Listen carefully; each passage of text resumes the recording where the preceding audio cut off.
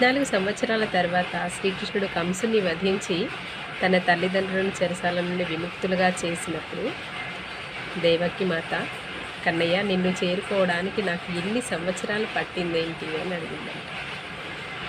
అప్పుడు శ్రీకృష్ణుడు నవ్వుతూ, అమ్మ, త్రేతాయుగంలో నేను రాముడిగా ఉన్నప్పుడు నీవు కైకేయిగా నా తల్లి నుండి అనగా కౌసల్య మాత నుండి నన్ను 14 సంవత్సరాలు వనవాసానికి పంపించారు.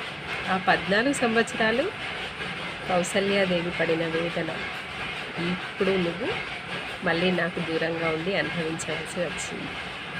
ఇదే కర్మఫలం.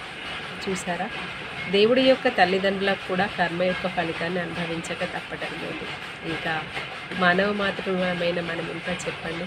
కాబట్టి ఏ కర్మ చేసినా కూడా ఆలోచిస్తూ చేయండి. దాని ద్వారా ఎవరికి చెడు జరగకుండా జాగ్రత్త వహించండి. మళ్ళీ మీరు ఎవరికి మంచి చేయకుండా పర్వాలేదు, కానీ చెడు మాత్రం అస్సలు చేయకండి.